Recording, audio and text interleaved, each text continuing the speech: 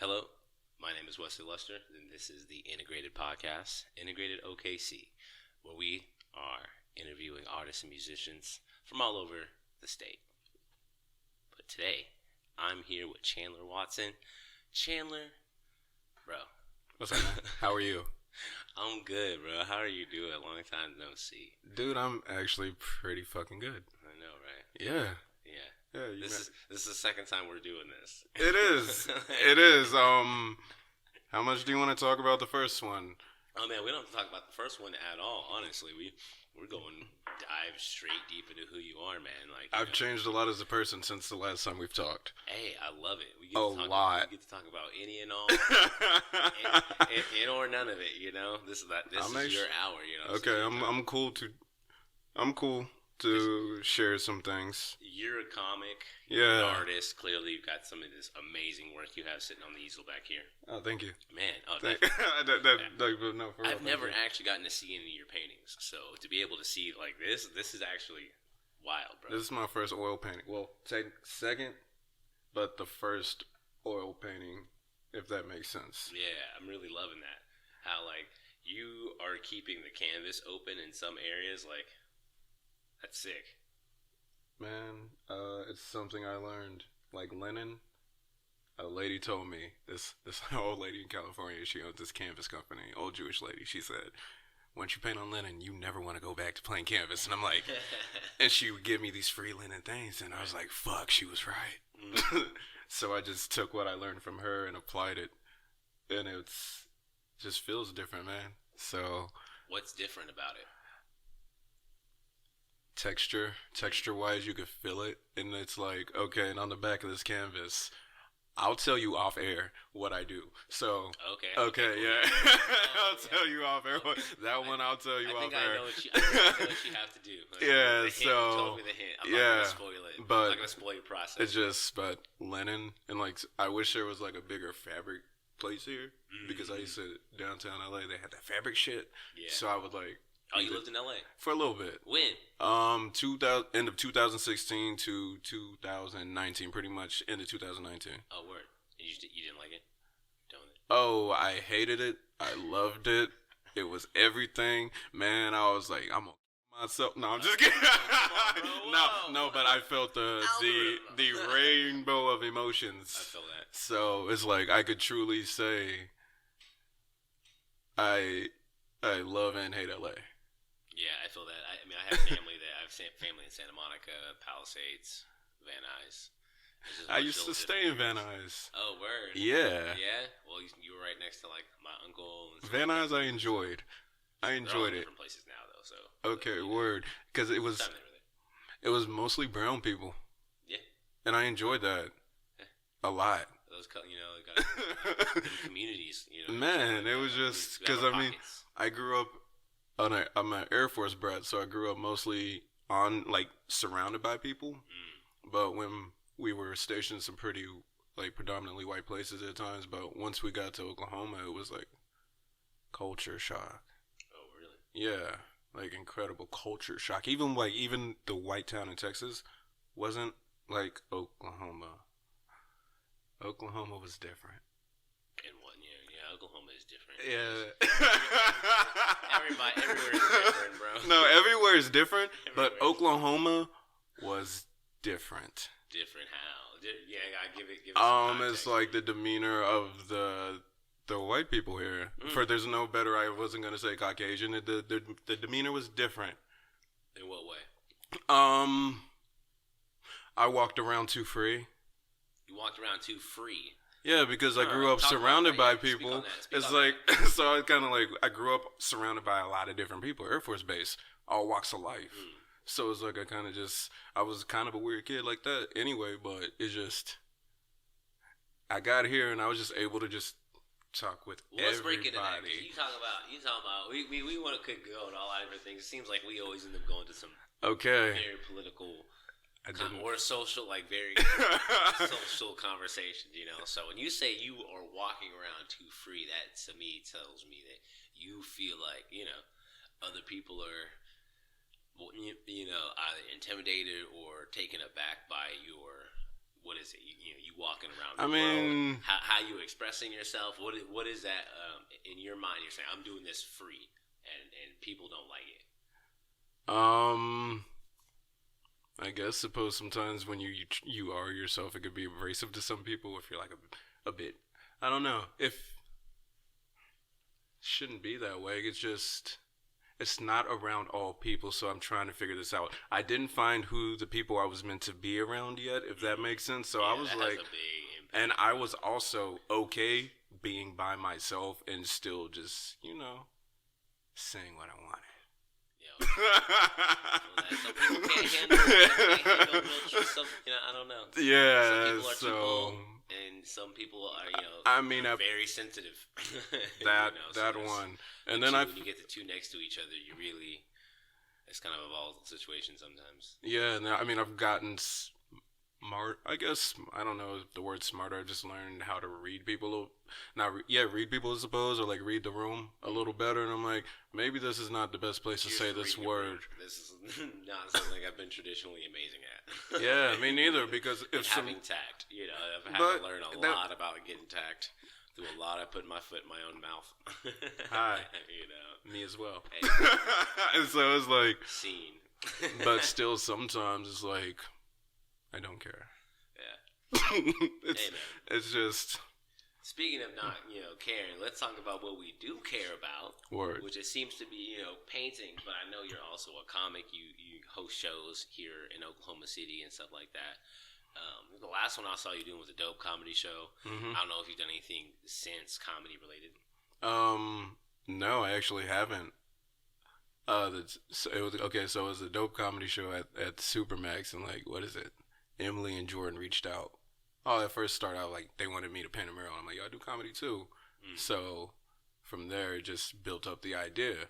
Okay, cool. So they had you do a mural in the Supermax, which was actually really cool because it kind of seemed like big ass warehouse, empty ass warehouse. It's so random. It's just a random warehouse in the back corner of somewhere in North. It's okay. So it's like if you know Oklahoma City, it's off 10th and Villa. So or 10th and Penn. That area is not really the safest area. Like now the Lamppost Lounge. Before it was a Lamppost Lounge, it was like this place called like Your Mom's House. It was a bar that was incredibly hood. Okay. Like but it's called Your Mom's House. No, that's what it was called, like Your Mom's Bar. That's what it was like, Your Mom's Bar. And now it's called Lamppost Lounge, and like you see fucking Lamborghinis parked in front of it. Okay. But before it was that, I would go in there and I'm like, I should be funny, or this could end bad. Oh yeah, definitely. So it was like one of those. Like that. You hear Dave Chappelle talk about stuff like that, Man, it's like that shit makes you. It makes you good. It makes you good, and then it was like, or it goes the other way.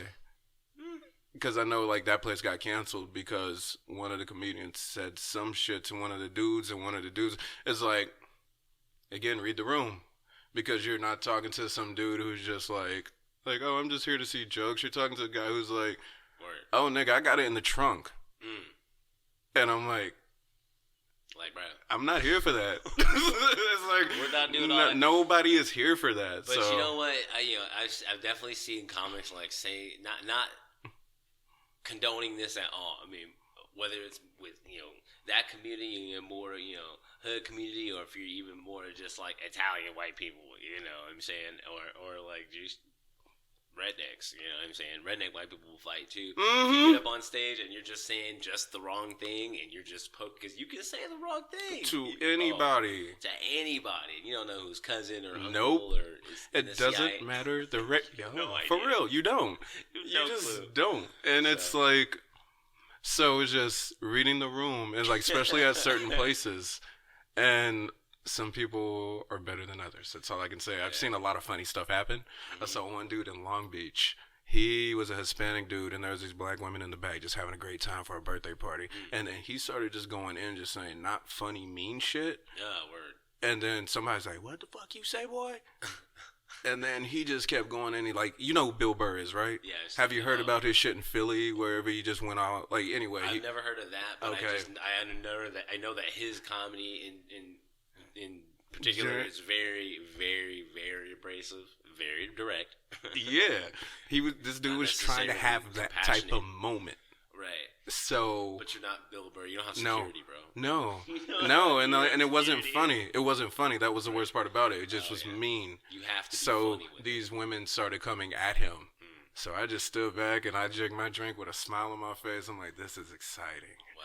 Yeah. And then I had to go on stage after that. Oh, yeah.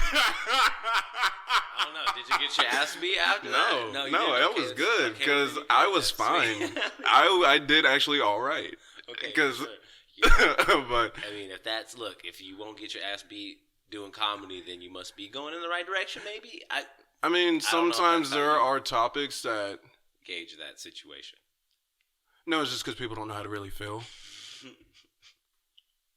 It's like, cause like, let's say it's like if somebody poses you a question you've never been asked, and then like they propose it in a joke, and you're like, I've never even thought about that, so now I'm sitting here like, what the fuck? And it's not like they're like taken aback or the audience member, or the audience member. It's not like they're taken aback or they're just like stunned. They're just like, I've just never thought of that. Some people don't like all that pressure. You know, you have the whole audience like turn and look at you if you're in a comedy show and you're just, you know, the person's asking you a question. All of a sudden, everyone's waiting for you to have an answer. And so a lot of people aren't ready for that. I don't know. Sometimes you could. You are right. You are right. If it's an intimate setting, you can make it happen. In an intimate setting, maybe it's a little bit easier. You know, depends on the person. They got these big lights flashing on them, and it's like nah, that would be mad uncomfortable. They're at like a special or something, you know. I don't do comedy, so I'm not doing any specials anytime soon. I don't know that you have any specials. Not yet. I have not been thinking about that. I've had other shows in my mind first. Excuse me. But I know you did just have an art show. I did hear about that. And you were showing with somebody else. Where was that at? Okay, so I had a few. Okay, so one was at the Art Hall OKC, right next to Urban Tea House. Mine came down already. That one came. It was for literacy and literacy. It was a literacy foundation. I can't remember the name. Sick. But it's unfortunate that I can't remember the name. But it was right. Ain't it some shit? It is. But I could look it up on my phone. It's on your Facebook. I bet you got the flyer. It's on my Facebook and on my Instagram as well. Look, but it was social meets help out for something. Yeah, they really do. Sometimes, and then nice little calendar. True, it helps you make a resume, an art resume, or an art. It's like, oh, what's my art resume? Let me just scroll. Exactly. Yeah. And your FBI agent. Speaking of motherfucker, right? I'm snitching on myself. I used to do that bad on Snapchat. Shrooms. Yeah, I know. It's like your Facebook has it all on there, and all your employers are like, he eats all his proteins. He must have a lot of complete proteins. That's funny. It's just not just Spanish and the meat, bro. He's eating the mushrooms too. Mm-hmm. It's good for your eyesight. Denied. You know, it's kind of messed up. You know, mm-hmm. Psychedelics and just the medicinal uses of mushrooms should definitely be more prominent, even though they're becoming more prominent right now. Yeah, our generation are making them just like it kind of sucks because as they become more prominent, the Uncle Sam wants to put his fucking testicles in them. Yeah, unfortunately. Yeah. But this place I don't know that he can. I mean, you know, if you choose to go, our generation is making it so commonplace. No, you got a point. I'm saying, but they love turkey tail as much as they love psilocybin. I like that. So, yeah, turkey tail much as like Rishi. It's like you gotta get it off. Exactly. It's like I ate some lion's mane right before I came here. It's have like, you given up coffee yet? Like, man, now I kind of just drink coffee because it's like I just like the taste sometimes. Yeah. But yeah, lion's mane, cordyceps, fucking psilocybin. LCC, you know. Yeah, so look at that. So, but yeah, our generation is making, and the next generations are making it so commonplace. It's not right. I don't think by the time I'm trying to get a lady pregnant, eat this mushroom. No, I'm kidding. I don't know. That's how it works. I'm about to find out. No, I'm just kidding.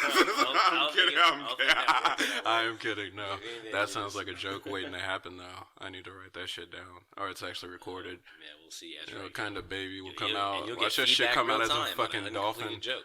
It's like, I don't know. You hear about those studies with dolphins and shit? No, I haven't. Well, one, pretty much they end up having sex with the dolphin after taking LSD with it. That's the short of it. What? Yeah, there's studies. There's actually a documentary on it too. What? 2 at least. On what? Person. No, I don't know what it's on. Remind everyone. Maybe with a comic. And this was actually funded by a college, a university, that somebody was going to study with a dolphin. Like, the sex wasn't supposed to happen, but it happened. What study is this? You just have. They're trying to. No, you gotta. I gotta come with facts. Oh, hold up. Let me stay. Okay, I got you. Like this is, but it is a real study. This ain't Joe Rogan. We don't have a Jamie. Stuff. LSD, Dolphin. We need to come with your own references. Study. We need a bibliography at the end. Yeah, we really do. Okay, The Guardian. Oh, there's a couple. This motherfucker right here. Let me see. That dude. The Dolphin Who Loved Me. Is that a guy or a girl? There's 2. One was a dude who had sex with a dolphin. One was a woman. Okay. Oh my God. What is the world coming to? Well, this was in the 60s. That was a while ago. Wow. In the 60s. So imagine you just ate LSD for the first time. It's like, maybe. Wow. I don't even know if I want to read this stuff out loud. To be honest with you, I think we won't get here. Okay, I didn't mean to take it down this road. I'm saying, look, I mean, this is what the people want to know. People want to talk about dolphin love. Oh man, I am fascinated with the ocean. Okay, screw it. I'm gonna read it. I'm fascinated with the ocean. In the 60s, Margaret Lovett was part of a NASA-funded project to communicate with dolphins. Well, this is like some Hitchhiker's Guide to the Galaxy stuff. Yeah, but funded by the government. Oh. Ooh. Yeah. Yikes. Yeah. Soon she was living with Peter 24 hours a day. Peter in quotes. Peter. Oh, no. They didn't do that. Why I have to call him Peter? That's just layered. That's messed up. They have to call him Peter? Yeah, whoever wrote this, they knew what they were doing. Okay. But that was his name. I love that we're here. Soon she was living with Peter 24 hours a day in a converted house. Christopher Riley reports on an experiment that went tragically wrong. Like most children, Margaret how? Okay, I'll have to cut that out. I can't be calling Margaret a hoe on my podcast. If that's how you feel. Let me see, because I clearly haven't read this yet. No, man, just send it to yourself.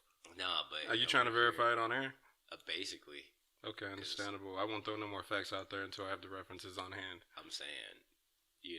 That's just a lot to take in and digest. It's a lot of taking. I feel like I need to skim through this. Okay, dude. Okay, so if this is the case, just know I research a lot of shit for not just joke purposes. It's just kind of how I am. I just like to learn about shit. Okay, well, this is interesting. Yeah. Really hope to commune with the creatures, nurturing their ability to make human-like sounds with their blowholes. Huh. Yeah, this is a lot of... This is great. This is like one of those conversations. I'm glad we're having this post like 7 or 8 o'clock. This is ridiculous. We spoke before this. Oh man. Okay, you're talking about a time in science when everybody's thinking about a correlation between brain size, what the brain can do. In this period, researchers were like, "Whoa, okay, blah blah blah, blah blah blah blah." I'm just gonna have to come back to this, man, because I'll send it to you. This is wild. And then, okay, so based on that, there's some shit that I'm going to say this, I don't know. Moth, hello. Yeah, I don't know where this is cited or anything, but something about people, that's why I'm putting in quotes, they give birth with a dolphin somewhere around, and the dolphin's sonar does some shit to the baby's brain. I don't know how real this shit is, but it doesn't seem like it wouldn't be, you know what I mean? I mean, look. I'm just saying. The amount that we know about quote. The world is so tiny. Right? In my opinion, there's so much about the world that if we think we know anything about it, you're hopelessly deluded. Ain't that the truth? Because nigga, I thought I knew me. Yeah, exactly. No, I'm good. You barely know us. Come out from I'll do logos and stuff sometimes. So I'm working. I'll do like T-shirt designs and things like that for companies.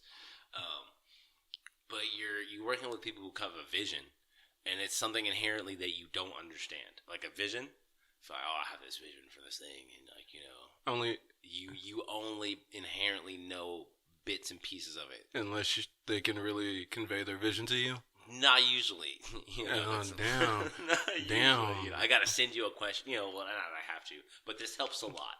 Is to send people questionnaires and just be like, hey, it has all these different options on it, so it kind of helps them narrow down their vision because they won't know their vision until they see something they don't want. So that's very true. A lot of the times you'll know what you want via what you don't want, and so that helps you whittle it down. That's what for example, my little questionnaire goes to when I'm helping people with their logos or brand identity or what have you. Okay. But you don't inherently understand a vision. It's just like something you created. It's in your head. You can't even explain it. Not accurately. I can show you. But it's maybe. All right, so we're going to have to go to Peru. Medium? We're going to have to go. No, I'm just kidding. Exactly. I do want to experience that one day. We'll experience what? Ayahuasca. Oh yeah. Or actually, even the equivalent that exists in Africa, I want to experience that as well. What is the equivalent? I don't know. That's why I just said it like that. Okay, you're just giving like I'm putting it out there. Something that's unknown that there has to be. I figure. I bet you there is. Yeah, that is a huge fucking continent. We'll look that, but yeah, we gotta look that up. So I figure there is something out there that was like, yo. I mean, it's amazing. Get in touch. Right. Well. That's just amazing, even just how ayahuasca works versus something. You've experienced? Like peyote. No, but I have friends who've met with the mother, as they say, and done ayahuasca, and this would be something I'd want to do. Definitely, I've had people offer gift me, sessions, but I wasn't ready. I didn't feel like I was ready to do it yet. You know what I'm saying? I feel when they're offered. Understandable. Oh, I feel I should talk to the mother. Oh man, from what I hear, peyote is the father. So interesting. It has more of a masculine energy. I talked to him too. It's like I'll go to a desert fair once. Hey, bro, I'll talk to you too. Yeah. I was like, what's Let's good? see. But that is okay. Yeah. Now, with that being said, I really am curious about what comes from Africa now. Yeah. What is their mother and their father? You know what I mean? Yeah, exactly. Yeah. Look it up. I mean, I'm not gonna look that up right now. Yeah, exactly. I just there's a journey ahead, so I'm excited. Right. Man, I just left that hanging. Yeah, no, we're definitely that's something that definitely needs to happen at some point. I don't know. I mean, I was actually talking about going to Africa, and a journey. So where a journey would you go? And a journey. Oh, Morocco.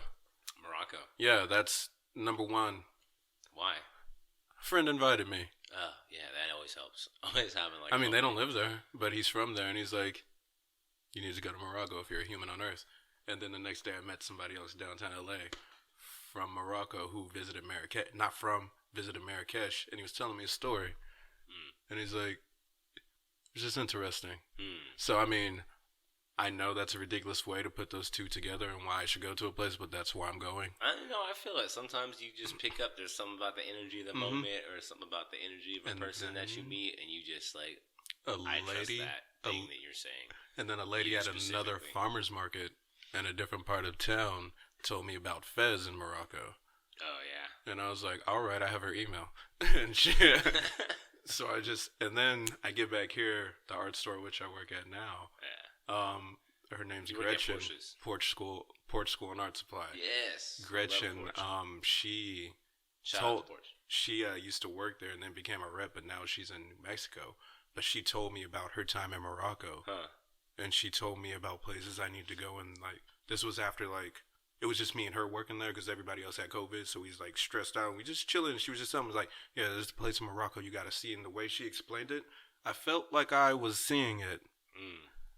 Yeah, she was really, really enthralled by the so place. In my sketchbook back there, I wrote down the places in which I'm going. Nice. 10 different cities. You said Kismet, Fez. No. Marrakesh. Why did I say Kismet? The last one is I can't pronounce it. It means blue city. It's a blue town. One starts with an A. It's on the coast. I saw it. I'm like, yo, I'm a water baby, so I need to be by the water. Hence, dolphins having me. You know what I mean?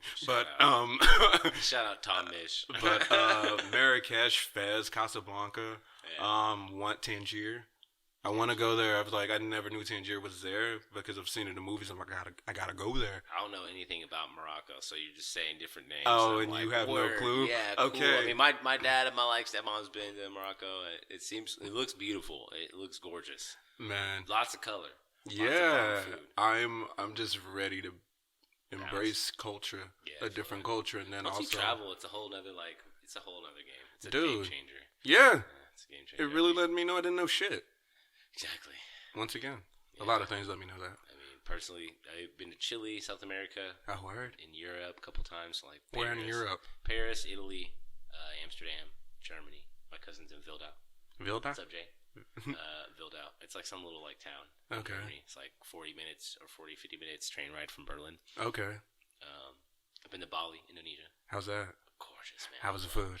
Dude, most of it's really good. I mean, I kind of have to be careful. I'm a little allergic to seafood. I'm definitely allergic to peanuts. So if they're using shit. peanut oil, yeah, I can't really partake in that. Oh, is it not palm oil and everything now? Palm oil is cool. I can do palm oil. Okay. So I mean, it's more like a seed, I think. But it's like you're gambling. Basically. So, that's not good. Yeah, I just had to be really careful what I was eating out there. But at the same time, the people are amazing. I loved the people. I loved the climate, the environment, the beaches. Mainly the beaches and the people, because everybody was nice. Like the locals. I got a question. What's that? What's something you noticed about Bali that just stood out to you? Just one thing that just seemed that you've never heard anybody else speak of that you notice. Okay. Well, I mean, there's more of a behavior that stands out to me. Like, I was there with my ex-girlfriend at the time, right? So one of the days that the 2 weeks or some change that I was there, that we were there. I mean, we took our scooters. You can rent them like $6 a day or something like that, and we just took off some random direction, like into the Vilses, into whatever, like towards just some random direction, away from all this stuff that everybody else was going to. So it's not a big island, but it's still kind of big. So you're just like cruising, and we probably cruised through like 6 or 7 different villages and stopped at 2 or 3 different beaches. One or two of them were like black sand beaches, super cool. One of them was just a regular, black sand beach. I took some home. I oh man, like, whatever, But one of them was just like regular sand beach, and we stopped and hopped off and got on the beach. And I know the story's getting kind of long. But no, you're good. No, you're good. I'm trying to imagine the beaches. So, I don't know what a beach there looks like. It's gorgeous, man. It's just super sprawling. It seems like, how Oklahoma, the sky is like super huge compared to the I get land, what you mean. You know what I mean? And so you feel like there's more sky than land. So when you're on the beaches in Bali, it's an island. So unlike if you're at California, you go to the beach and you have half of the land is always in sight. Land, exactly. There's versus when you're on the island over the Bali, at times the ocean's going to be most of your view. You know what I mean? What that make you feel like? When you just go straight to the beach, it just feels amazing. And then because sometimes it is even better when there's a thunderstorm happening super far off the coast, right? So you kind of can't really tell how big stuff is, because when you see a thunderstorm, it pushes the clouds up super high altitudes, like 30, 40, 50,000 feet up in the air. So you see this huge column and the lights happening, and everything looks so majestic and huge. So we're looking at one of these beaches and walking down. I need to go to Bali. You need to go, because we walked maybe a quarter mile down this particular beach, and everything's looking like that. It's really clear that day, and we stop at this little garage. It's kind of like a little convenience store, and it's owned by this mom and pop, and just basically Did it feel like going into their home? A little bit, it was super cool. I mean, like I say, it was just like a garage kind of structure on the beach facing the water, and they had maybe less than a quarter of the amount of stuff you'd buy at a 7-Eleven. Okay. All right, I can see it. Like a barely stocked newspaper stand, kind of. But they're chilling, and we chill. They gave us some coconut. They straight up opened up a coconut, 2 of them. We just chilled. How was that? How would it? We just chilled and chatted. They talked about their kid who was touring in a band, like a rock band. What? And he's just and then we're in a random village. I told you, you just started going down for a couple of hours. So we're definitely off on some random area. And their son is touring in a band in Bali. Well, he's in other places, just another country. But definitely, yeah, exactly. But Balinese descent, like his parents own this little garage convenience store on the beach in the middle of this village, on a quarter of a mile off from where you pull in. So we pulled into the beach off our bikes and then walked like a quarter mile before we got to their little thing. So they're kind of out of the way. And what was really standing out to me about that story was just how cool they were, just how we just kind of sat back and felt like we were, at the dinner table or something. They gave us some coconut, and after about an hour and some change, and we left, they walked us. This is the part that stood out. They walked us back to our bikes, a quarter mile from their little thing. Word. And watched us drive away. Watched us ride away. And I was looking at them. And the only other person that ever done that for me is my grandmother. So she, to this day, will, bless her heart, come sit out on the porch until we get into our cars and turn it on. And then she'll go on, get in her car. So it was just interesting for me halfway around the world to witness that, to experience that. My grandma lives down the street from the Capitol building. That's wild. So, this was halfway around the world to have that kind of treatment was just like, so that really stood out to me. And if I ever go back to Bali, when I go back, there you go. When I go back, because I've done enough traveling to be back. I'm definitely gonna go try and see them again because they were just hella cool. Word. And I was just like, man, the only other person who's done that for me is my own grandmother, and I'm halfway around the world. So that to me, it was like full circle. Levels of full circle. Yeah, it hit my soul too. But yeah, man. When you have that like full circle feeling, and it like things start to click. So you're like. Yeah. Speaking of full circle, last time we did this, we didn't have a thing. Now I have a thing for the podcast, and I forgot because this is the only second episode. I want you to flick this, and this is how I want to start. Now the topic has changed. No, just like I just want it. Like I want every person who comes on my podcast to flick this chalice. Okay. Frequency. You know what I mean? This is a very special chalice. All right. And I wanted to have, you know what I'm saying? I want to have a channel thing. I feel that. So, got that as a gift from Burning Man from one of my campmates, whose name incidentally also was Chalice. Blind name was Chalice. All right. So, she handed those out as gifts. She had different ones for everybody, so they're kind of unique. It's kind of like a thing. All right, that's interesting. It's a nice little frequency like that. Ain't it? It's a well-traveled chalice. I'm saying, yeah. From another well-traveled chalice. Basically. You go to Burning Man, you're in another world. And we only have to get started on the conversation. I do want to go. Yes. We'll make that happen. I'm loving that chess piece, by the way. Oh, okay. Let's talk about that. All right. So the lady who wrapped it, her name is Earth Angel Hills. Both of them. Now this one, the stone, it was a gift in Highland Park, California, by Ugo and Christine on the Northeast LA Art Walk. Word. Because I gave him a piece of art and he wrapped the stone and gave it to me. That's sick. Okay, so you had the stone as a gift, and then he gave. I ended up after traveling with him, it needs a new wrap. So I sent it to her, and she came back, and it's hard to get her stuff now. It's I like what she really put some intention into what she creates. It looks amazing like that. The one that the big one that you just put, it kind of gives me some gecko energy. It's well traveled too. Well traveled. Yeah, well traveled. Have you heard the song by Masego? Oh, I like Masego, but what's it called? Well Traveled? Well Traveled. All right. So good. It's getting listened to on my way to Norman. Oh, yeah, exactly. I'll write it down. Shout out Masego. We'll have you on the cast, dude. You're not really from Oklahoma, but you know what I'm saying? Stop through. When I start doing... Stop through. When I start doing out-of-state podcast interviews, you know what I'm saying? Get you a little unplugged session. I'm saying. That'd be nice, right? Yo, there's some dope artists here that do that shit. Oh, of course. I mean, that's why I'm starting here, because there's so many dope artists. Having Olivia here last episode was insane. Yeah, I listened to your song, by the way, on Apple Music, because I know they pay more than Spotify. I don't know if you want me saying this in your podcast. Throw it out there. But Apple Music pays more than Spotify. I don't know what else you're on. So if y'all got homies that listen to music, find what you make the most on and promote that one, please. Yeah, look out for yourself. You heard it here, folks. I mean, look, I'm always an advocate for artists raising their prices and getting paid. So. Yeah, same, because I know what it's like to be hoed. Oh, my God, yeah, man. Don't feel like that. It's okay. It's a lesson learned. It's like, absolutely. You got to learn these tough lessons. And I'm happy I learned them when I learned them instead of, like, further down the road. So what's, like, a lesson that you think is one of the main ones that sticks out to you? Fuck your exposure. What? Fuck your exposure. Yeah. Okay.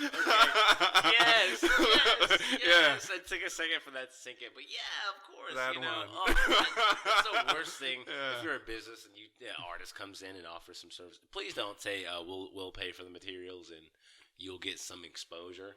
I mean, if veteran artist will tell you, right? Fuck right? It's like, fuck the exposure. Now, if you cover the materials and, like, if you cover the materials, cool. It's like, depending how I feel and, like, and depending on the business, if it's like, yo, get down whatever you want, I'm like, cool, cover the paint. You know what I mean? But sometimes, like, most times it's like, we're working. This is work. It's not easy. It's okay. A passion it's not easy. It's like whenever I dove into this lifestyle. I mean, I didn't dive into it. It kind of just like I didn't have a choice. I didn't really have a choice. I just like, I have to do this or I'm not happy. Yeah. And nobody should be around me if I'm not happy. Yeah. That's true. Real shit. Yeah. And so when I took on this, I didn't know how hard it would be, all the rejection and shit. And then it's like all the hours of work. Oh, you know how much money you spend on like fucking paint? Just practice. And I'm like, oh, you want to know a fiend? It's like people talk about drug addicts. I'm like, yo, artists. It's like every artist is a fucking drug addict. It's like good thing it's not heroin. They're doing as much as they're fucking creating. Oh yeah. Or I was like, there'd be a lot of bodies, a lot more bodies. So it was just but it's so true, man. Everybody have had one payload like $800 of just paint and like 2 brushes. Man, it's paint and like 2 brushes. $800. And it's going up. And it's going. Yeah. So like, short of you going out in the dirt and making your own colors, and I mean. No, I'm not gonna lie to you. That's half of the reason why I took some Boley sand home. Some of the understandable the black sand. So I was like, man, if I mix this with gel medium, look, I got some black paint immediately. And you can make your own charcoal like woodbine. Yeah, exactly. Burn some wood. Exactly. I've taken. Find some good wood. Burn. I have bought a mortar and pestle. Broke struggle artist conversations. I've taken a mortar and pestle and some charcoal out the fire and crushed it myself. Man, it's right there. Everything is usually just around. Basically. Everything. Not everything, but most things. I mean, you could take your own hairs out of your chin and wrap it up. Bristle. Yo, so speaking on that, with me,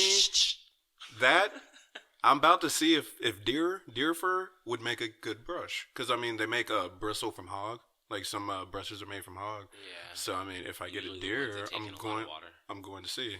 It's like for oil painting mostly. Squirrel, I mean, like, people pay so much money for, like, a squirrel paintbrush.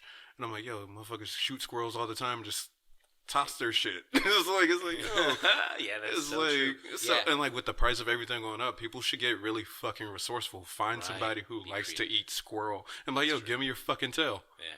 It's like, are you making a fucking hat, a raccoon hat? It's like, wonder how that is. It's like, I don't know. It's like, times are getting weird. Yeah. I'm talking about making brushes out of deer hide. It's like, but.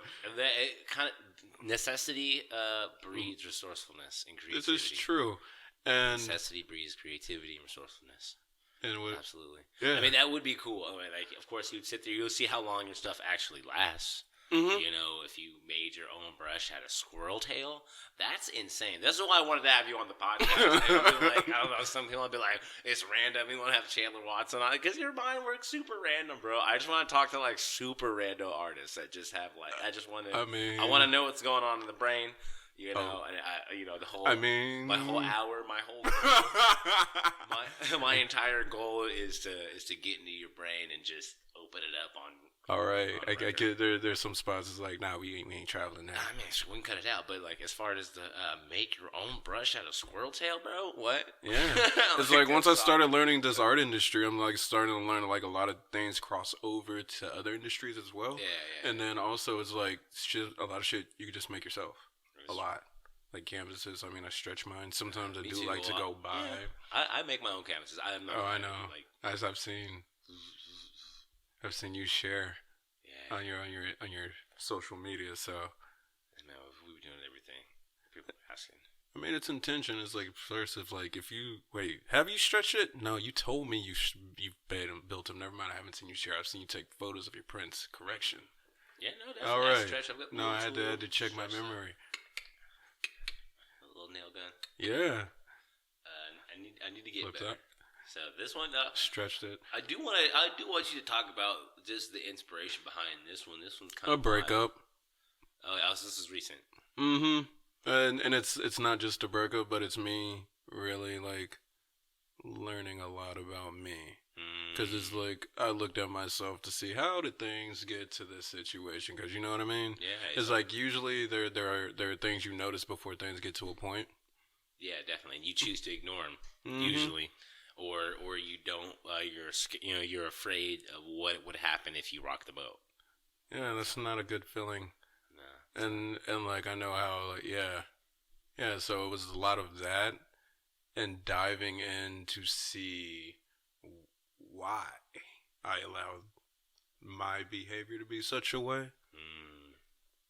So yeah. Self-reflection is it's yeah, priceless. dude. That's why I said you're talking to a completely different person from last time. Dude, I'm stoked for you. Yeah, I'm stoked for you because we were having a little bit of conversation last time about some self-reflection and just where this or that comes from. And so you're saying this piece kind of helped you out a lot with that. Yeah, this one's a reflection. And this lady, she's like, I like how the eyes are open. You're really seeing what you're seeing. I'm like, yeah, I always knew I was seeing it, but damn. Yeah, actually, the bottom eye looks like he's super baked, but the third eye's bam, open. Yeah. So just... And the ear, the tribal vibe of the lines, the fade, the kind of reflection. When it kind of gives that sense of a concave or glass, a lens. A lot of those ovals and stuff kind of give a lens, which to me is kind of speaking of perspective, what have you. The red could be pain, passion, all this stuff, the accent color and the little teal in the eyes and the dots. So it's just a very well composed piece, dude. Yeah, thank you. Thank you. There's a lot of reflection. You can tell there's energy here. It's bouncing off what to me seems like lenses and a backdrop of pain and passion. So I'm always of the belief that you can't really separate the person's personality from their touch. When they make some tea, if they make some food, if they do this or that, it's gonna be in there somewhere.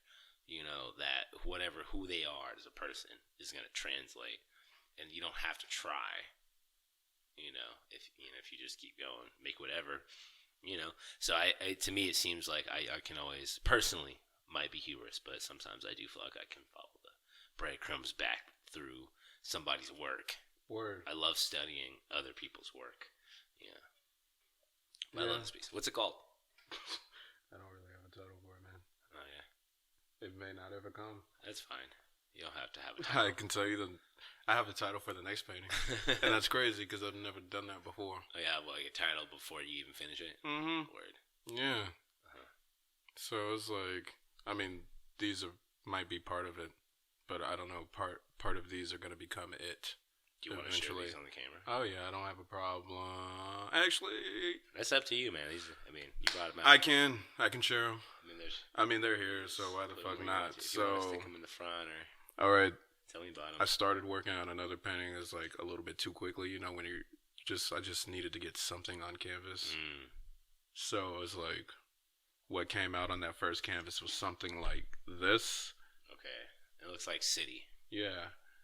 And then I just covered the shit in red and orange, just because I was just feeling away, man. And and then I stopped, and then after I was done, I'm like, oh shit, this paint's expensive. The mind of an artist. It was there. Yeah, he realized he fucked up, bro. Yeah, and then so now since I've transferred, I started using oil paint. And, I don't know. Some just said, "Yo, just you can sketch it out and put it on." So this one's cool. The one in the middle is you know the other ones kind of they're very symmetrical. Yeah, this one happened today.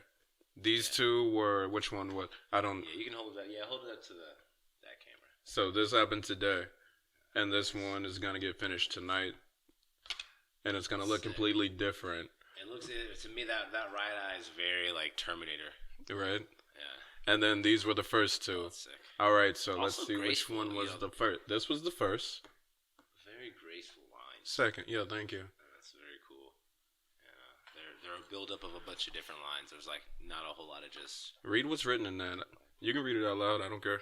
Okay. So the small text says popular culture, the most popular of cults, the one people just do not know they follow and participate in. But fuck cults, 'cause they do weird shit. Joy. And then it says the Tulsa joke story. Yeah. So this is clearly interesting. So in the middle here, I see you have the arrow and the dot, but it's on like a road. Wait, let me see where you're going. City, that's wild. You see that? I mean, oh shit! You pointed that out to me. I know that happens to me all the time. Notice that. To say, it looks like the road's going straight up to the. That's oh, that is wild.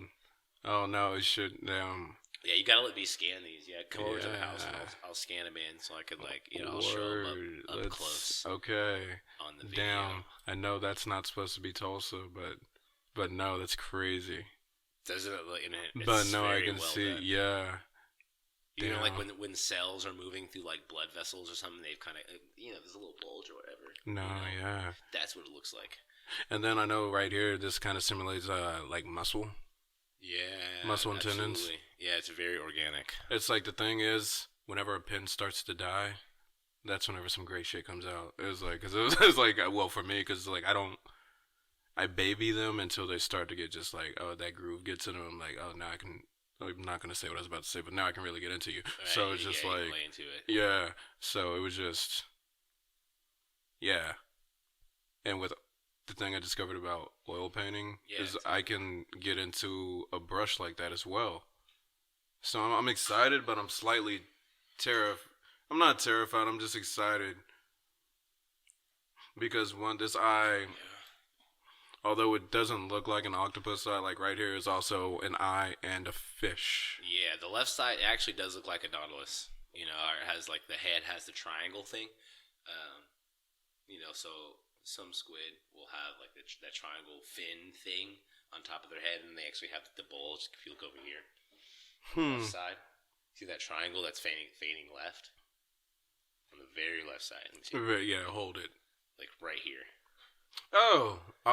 Shit. That part is like, the bulging part of it. And then that also looks like another type of fish. Like if I'm looking at it from this way. Yeah. It looks. I see a marlin because they have like an eye like that, or a swordfish because the swordfish are the fin fish, like jumping out of the water. If you hold it upside down, it looks like a fucked up rabbit. Oh, I see a vagina. There's that. No, right there, like right there in the middle where the road was. Oh yeah, totally. That's totally like a crotch. An actually very well done crotch, actually. Oh, very well done. Okay. Like whenever you see like figure drawn like bushes. Yeah. And like that's right there.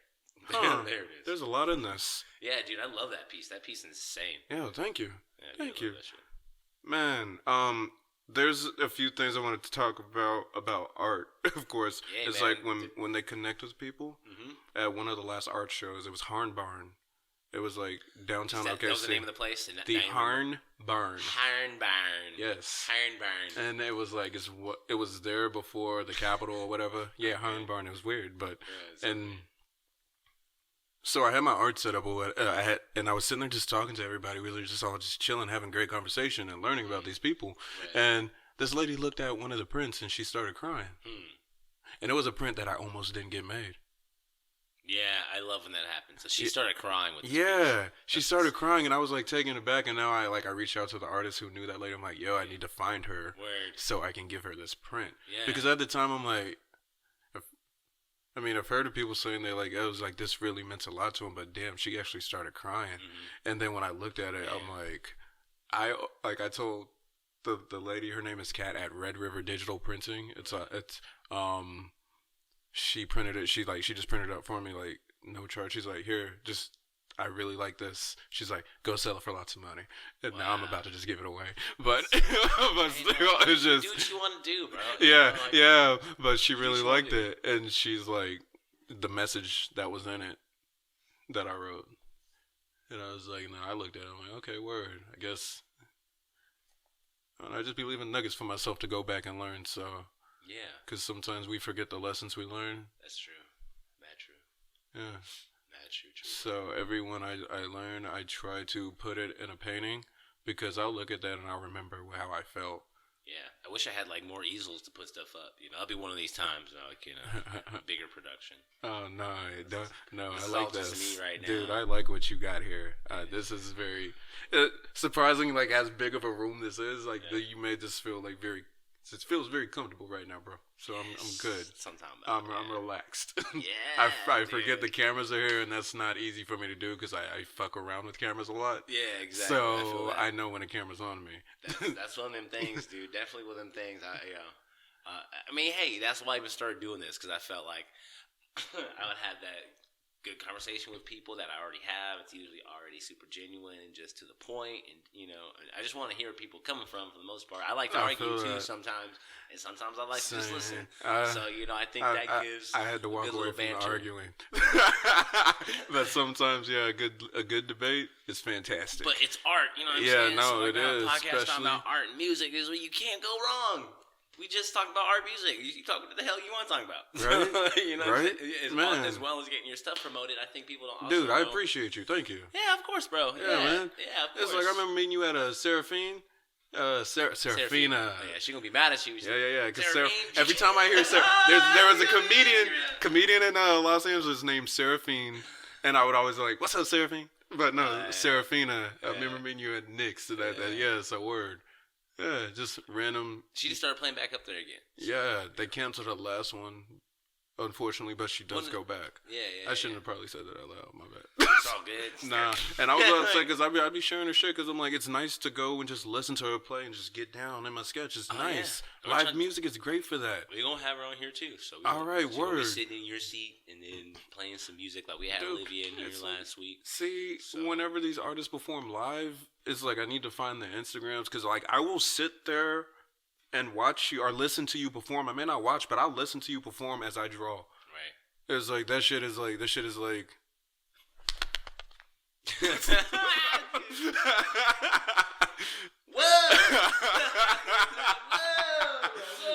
No, but it really is. It's like it hits something, and it's like it is one of my drugs. I'm not gonna lie. Hey man, and I'm glad it's that and nothing worse. Still, real shit. We're gonna have her on. I hope we're gonna have a few other people on that are doing some things out here in Oklahoma City. Word.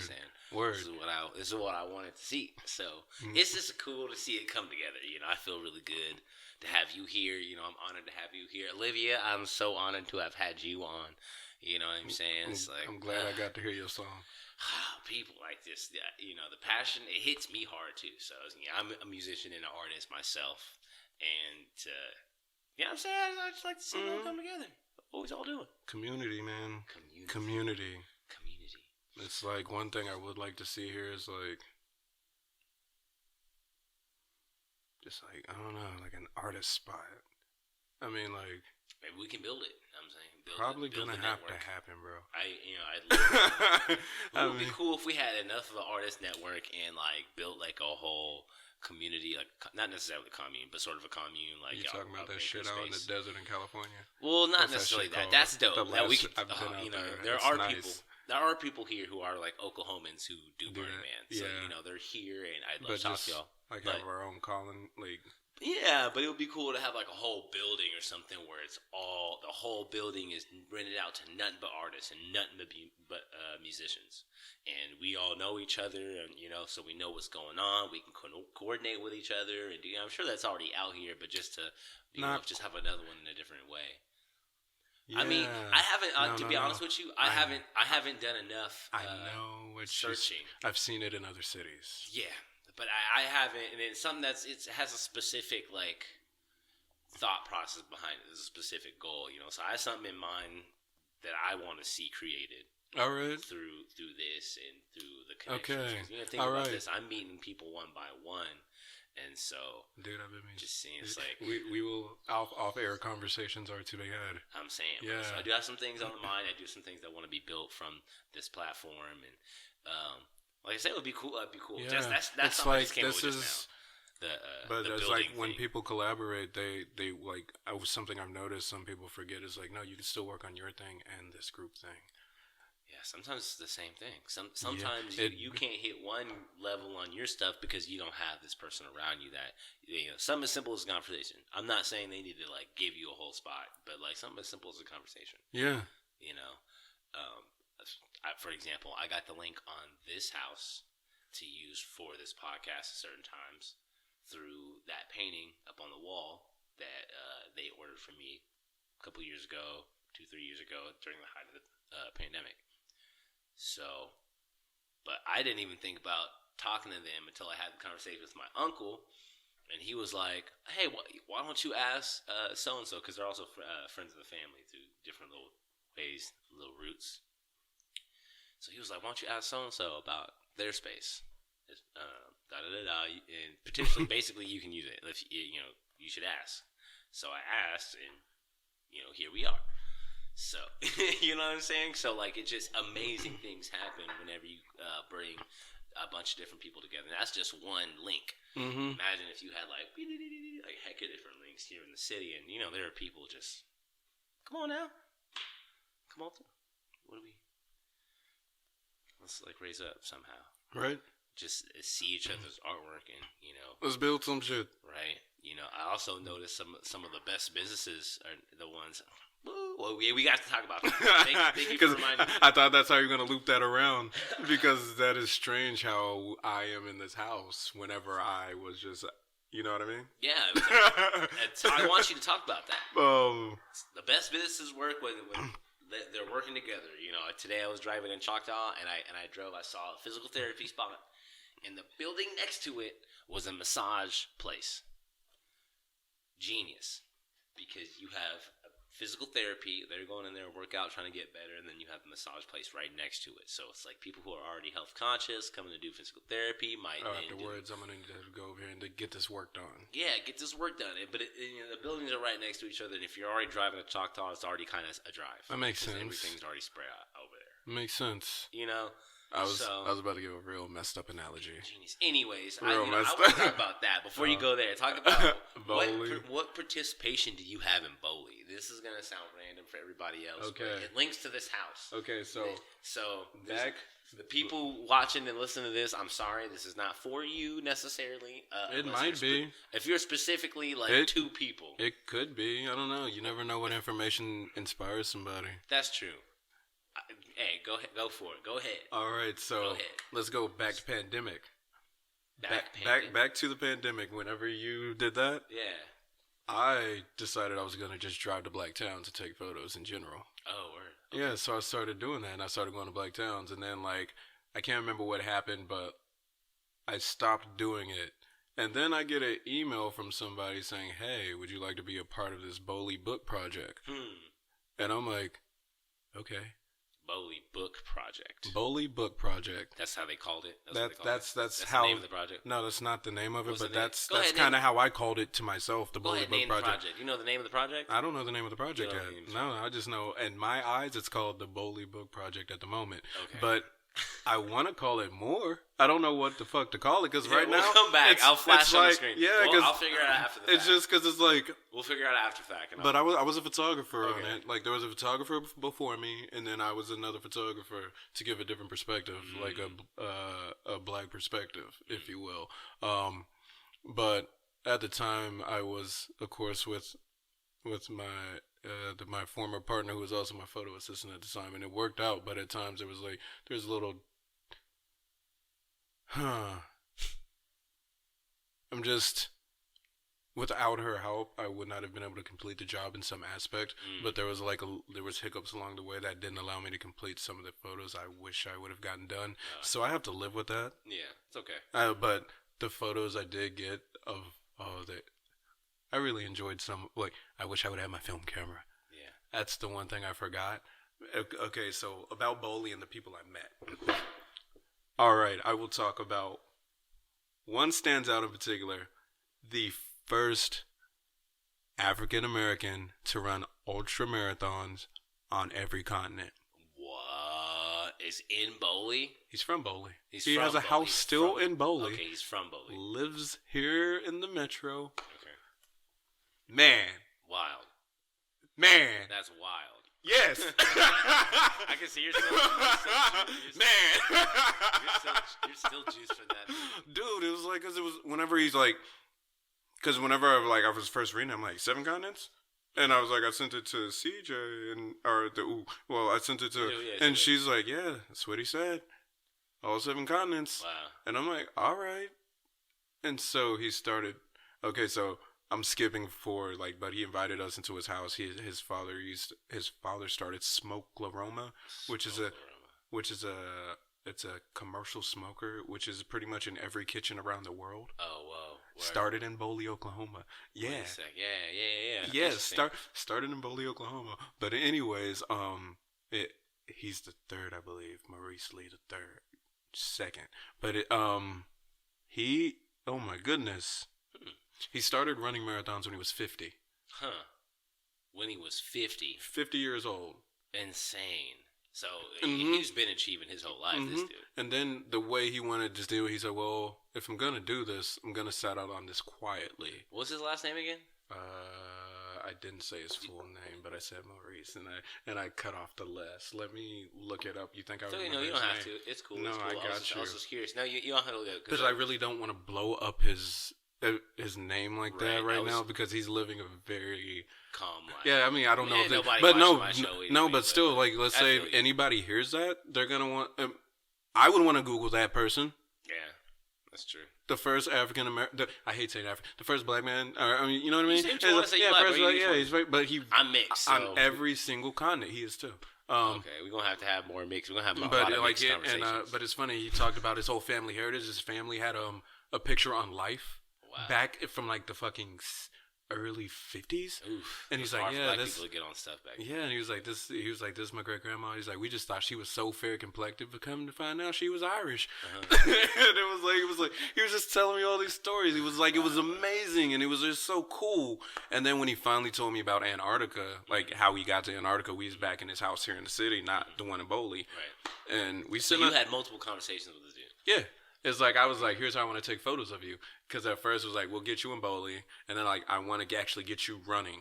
Mm-hmm. And he's like, okay. He's like, I can either meet you here, I can meet you here. I'm like, let's meet at the lake so I can ride on my bike next to you and get photos. Mm-hmm. And then he's like, he looked at my bike. He's like, oh, that's a nice bike. I got a bike too. Maybe one day. He's like, you can run with me too. I'm like, I'm actually down to run with him. I want to do that. You need to do that, bro. I have his information. I know where he runs at too and what time. Tell him to stop blocking his own blessings. Oh, I actually did start running though. I run every morning now. I just haven't ran with this man yet. Come on, Chandler. You need to run with the marathon runner from Boley, for the ultra marathon runner. Marathon runner, bro. So the difference between a marathon and an ultra marathon, it's 62 miles versus 32 miles. Oof. And he did that on every single continent. So let me get back to this Antarctica story, even though he should be telling you this. But he was sitting on his couch. I took a picture of him as he told the story. I didn't send it because it wouldn't have looked right in the book. Nobody would have understood it except for me. Right. And then I let him take a portrait of me using my camera after he told me that story. Oh, cool. You should let me have that photo for this cast. I might. We'll see. It should be your I will think about that. It'll be the thumbnail for YouTube. Right. But so he was sitting on his couch and he was telling me, he was just looking off. He's like, so the southernmost city in South America is called what? Urate. Okay. I can't remember what it is, but I want to go there. I've been wanting to go there. So when he mentioned it, I'm like, I know what you're talking about. He's like, so yeah, we were down there and we were starting a marathon already. And he's like, the night before you get the alert, he's like, so whenever we get the ship or the flight to go to Antarctica, we have to be ready for an hour and then we're out. We have to go because that's the only window. So he gets there and they start running the marathon in the southernmost city in South America. And then the guy, like, they come around, is like, it's time to go, it's time to go. So halfway through a marathon, him and this other lady is like, oh shit, we gotta go. So they pack up and they go and they get to Antarctica. They fly down, and then like he describes them like, I know what that looks like. I know what a fucking pop-up airport looks like. Mm-hmm. And he's like, we get out, and he's like, it is so, like, he describes the cold. I can't remember the words he said, but it's a type of cold that, and he's like, I like cold. He's like, I love cold weather, but this was a type of cold that made me say, I don't think I can do this. And then so he's like, he got in his tent with two other dudes, and like they were in his 20s, and I'm up here like in my fucking 60s and shit. Yeah. And he's like, so when we wake up in the morning, there's no wind. We open it up, and it's this beautiful blue day, and the sky's clear, and there's no wind or no nothing. Whoa. And he's like, I think I can do this. And then like when he said it, it's like his eyes teared up, and it's like I got something like. Yeah, like, so it was like, I'm like, what the? That's insane. And I was like, yo, so the whole time I was like, yo, I'm just sitting next to, like, I guess greatness, if that's what you want. Look, I'm sitting next to God. And what he said after that, he's like, I'm not a very spiritual person. And I'm like, bro, I think you are the definition of spiritual. You can't run that far and not really go to a place in your mind. Yeah, it's like a meditation. It's a whole like deep 62 miles of meditation. That's a lot of time. But he's not a spiritual person. Yeah, I think he's so spiritual. He's not spiritual, bro. He's like outgrown. We got Buddha spirituality. He's like Buddha. You know, Buddha was wrong about a couple things. I just don't get back here. You know, that's insane. Yeah, you have to have a level of like will and strength, and to start at 50, bro. It's all up here. It is all mental. I've heard definitely. I used to run cross country. Oh yeah, my sister used to. Hate running. Now I could do it. Right. Now then, I hated running. Oh shit, it's. I warmed up to a little bit, but I get it. I have asthma, so. Oh damn! It's like, how much? So what you do is you need to eat a good amount of psilocybin before you run that. Yeah, really? Yeah, it would actually help you. Really? Yeah. Before I go to the gym, I microdose psilocybin, and then I take lion's mane, and then I take some cordyceps. Is that supposed to help me like break away from having asthma, like as a mental habit, or what? I think it might help you slow down your breathing in a sense. Huh. Yeah, I guess, because there's like, I will have to. Because I know at a certain point, like your asthma probably becomes mental as well. Yeah, it's true. It definitely is. I'm just guessing though. So no, it is absolutely. I mean, I've had a lot of situations. I almost died in July. So shout out to my Jam Cane people. You know, I'm glad you're here. Thanks, man. I appreciate it. Yeah, dude, it's like, what the fuck, man? What the fuck? Look at God. Look at him. But I had like ate a walnut cookie and blah blah blah. At a camp, we were in the middle of nowhere and blah blah blah. And so basically, throat started closing up, and like for about an hour and 45 minutes before I had I think I got an EpiPen. I had to get shot twice for the EpiPen.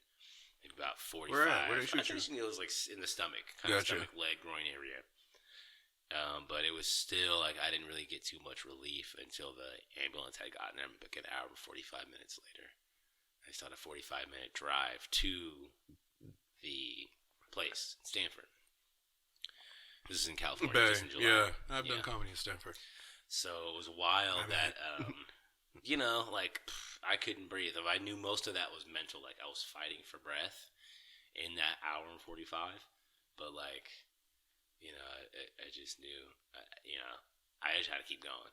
And I've had that thought when I was running, too. It's just like, you feel like you're going to stop, and you're like, you're fighting, and, like, you just keep going. Mm-hmm. So it was interesting, like, running long distance and dying on the floor of anaphylaxis. From a fucking cookie. It's like totally the same thing, sort of, But one's more high stakes. A lot more. A lot more high stakes, but Yeah, what the fuck? Well, damn, I really am glad. It was more traumatic for the people around me than it was for me. Not your first rodeo? I mean, again, I have this weird zen that I had at that moment, and in high stressful situations, I try not to let things like seep too deeply. Oh, that makes sense. Into my psyche, and it's something that like kind of just happens, and you need to move on from it. So like, or else it'll fuck you up forever. Kind of. Makes sense. Basically. That makes a lot of sense. So, what'd you say?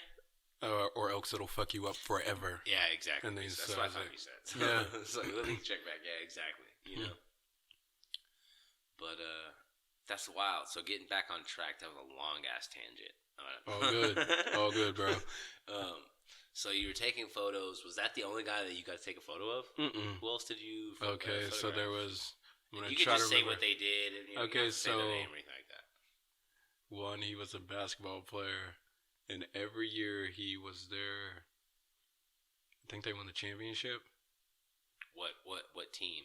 Boley, the Boley basketball team. Oh, okay, word. Yeah, and then he became the coach. Oh, his dad was the coach, and he became the coach. Oh, word. Okay. Yeah, cool. It was a nice legacy.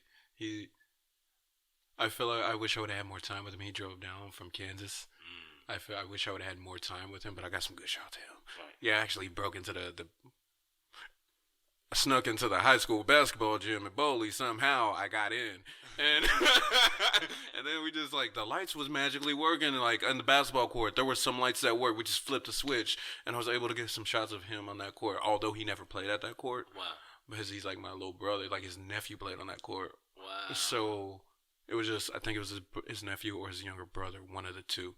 But it was just cool getting in there. And then, all right, Ellington.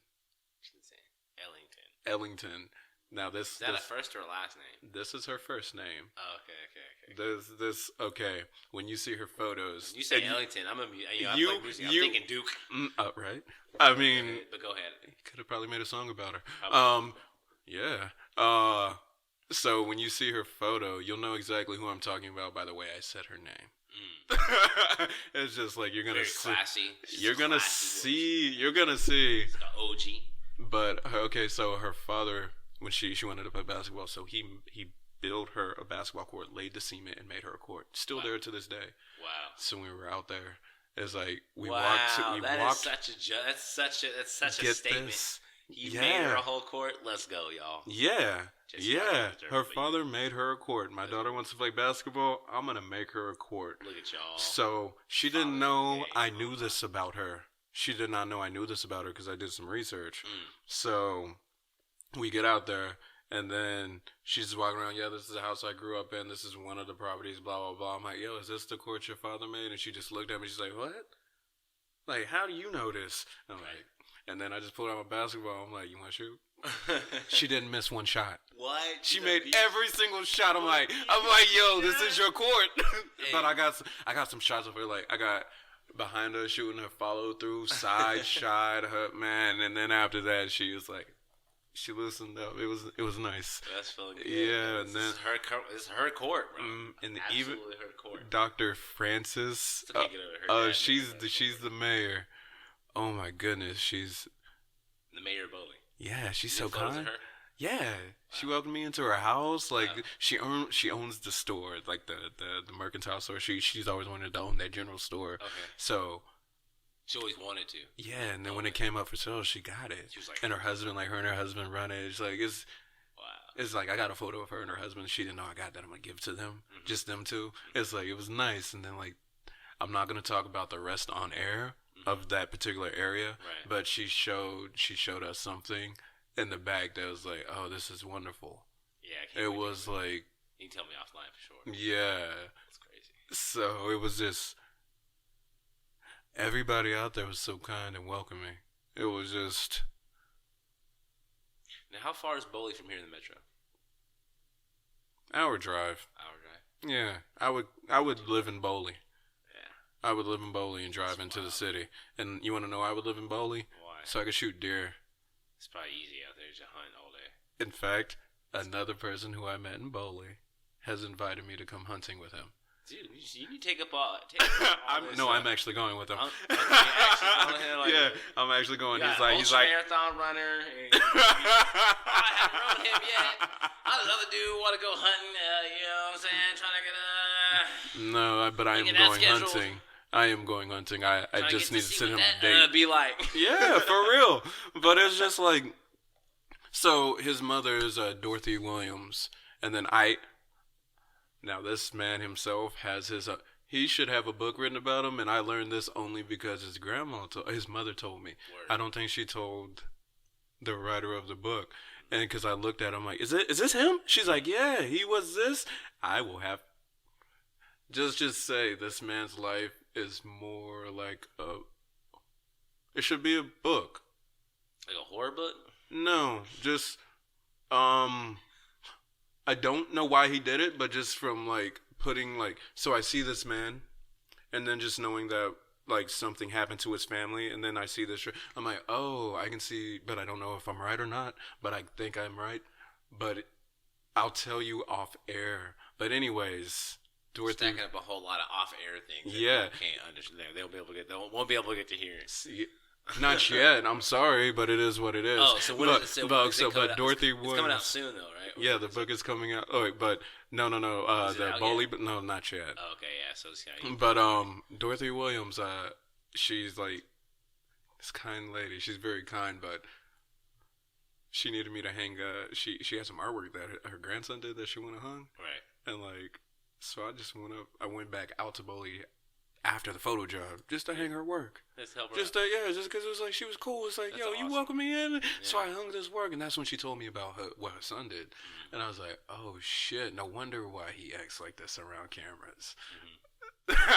So it's like, but I'm about to go hunting, so I'm gonna find out a way to ask these questions because it's like, all right, yeah, because it's like, dude, everybody I met, and then there's what's Judge, the judge. Oh, cool. Hold up. Henrietta. Mm-hmm. She was nice.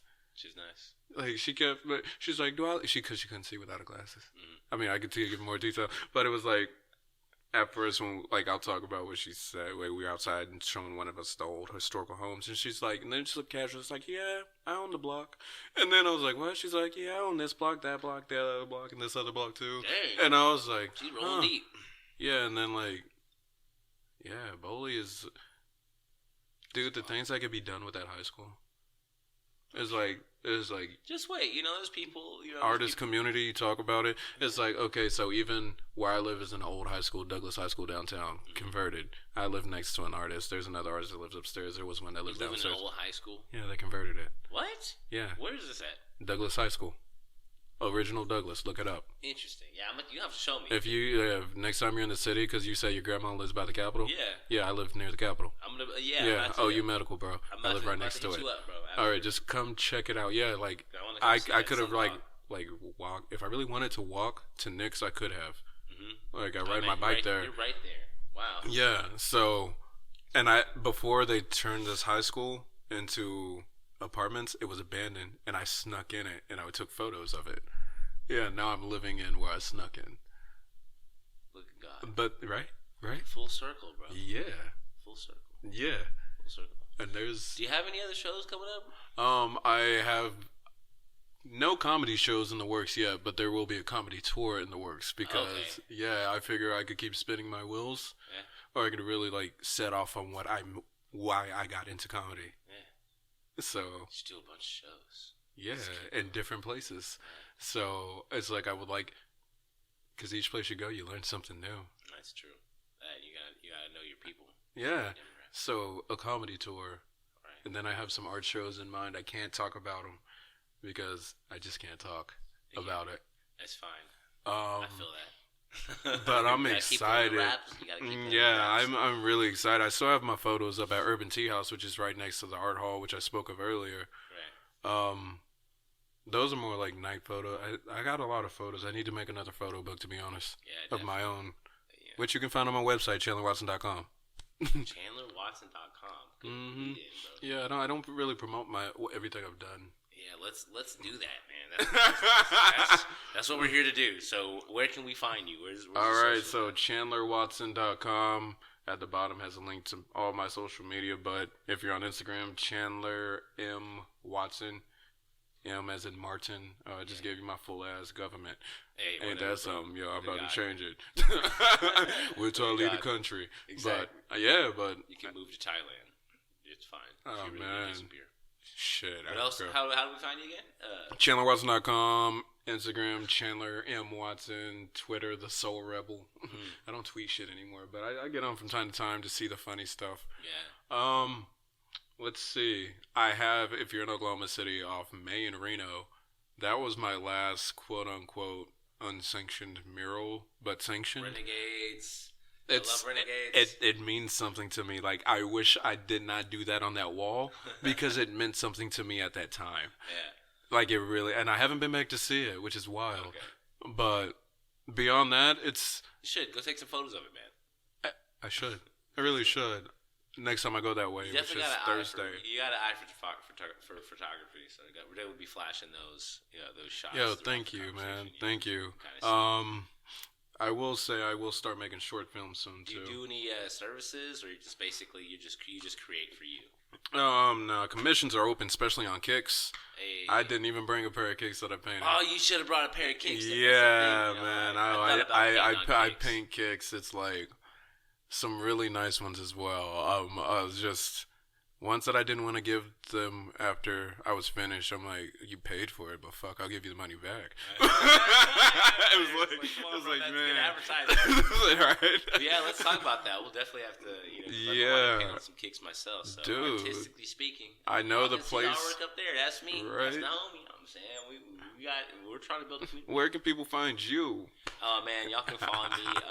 Y'all can find me on Instagram at wesleyluster.art. You can also find me on Integrated OKC on Instagram and Integrated OKC on YouTube. So like and share the video, subscribe, hit the bell, do all that good stuff. Share it. Please let me know if you do music. Let me know if you do some art. Come chat. Come hang out with me. Kick it over here. Also, musicians, you got shows. Let me know. And I don't know who's saying this, but usually when I go listen to a show and I do an art piece, I leave that art piece right where I sat.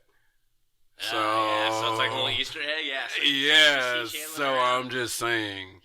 Just go snatch the piece when he leaves. He's gonna leave it there. I used to do art drops around the city too. I used to. Haven't done it in a while. Man, well, we can go do some, and then next episode we'll have you back on, and we'll chop it up about that again. All right. Let's see how much I've grown. Yeah. Even just in the last few weeks, you've grown a ton, man. Man. It's been a pleasure. Thank you so much. Thank you. I do need to work on my posture, though. I'm still slouching. Yeah, dude, me too. I mean, I stand up straight now. I stand up straight, but sitting, this is me. This is how I sit on stage. Like this. Thank you for coming through on the Integrated Podcast. Night. Oh,